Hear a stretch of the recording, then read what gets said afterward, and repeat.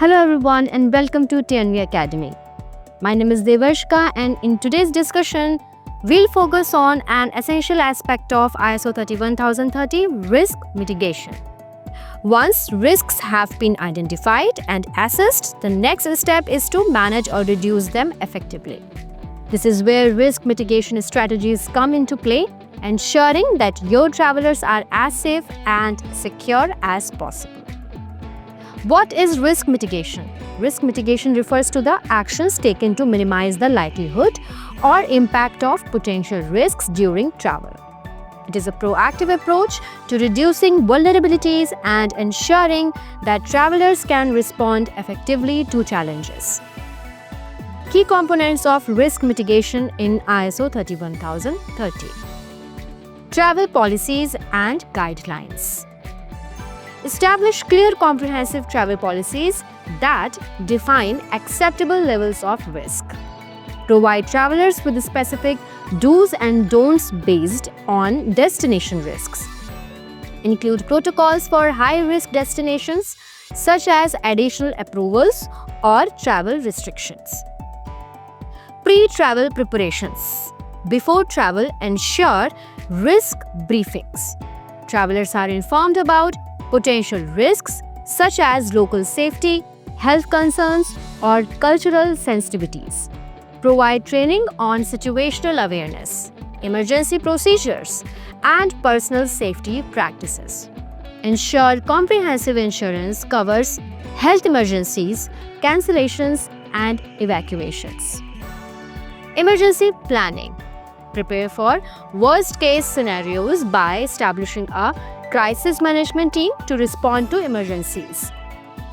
Defining emergency contact protocols, including who travelers should reach out to in case of trouble. Setting up evacuations plans for natural disasters, civil unrest, or health emergencies. Collaboration with third party. Work with trusted partners to enhance traveler safety. Use vetted accommodation providers with robust security measures. Partner with reliable transport services to minimize transit-related risks. Collaborate with travel assistance companies for 24/7 support and monitoring.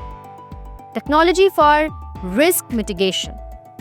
Leverage technology to stay one step ahead. Use real-time tracking systems to monitor traveler locations. Provide access to travel safety apps offering updates on local conditions. Safety alerts and emergency contacts. Implement communication tools for instant updates in emergencies. Risk mitigation strategies in action.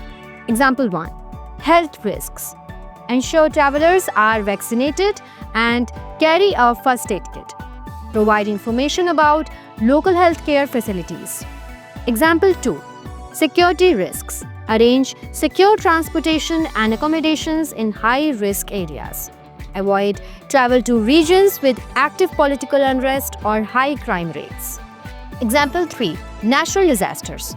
Monitor weather reports and have contingency plans in place for delays or evacuations. Benefits of effective risk mitigation. Traveler safety. Ensures the well-being of employees and reduces anxiety. Business continuity.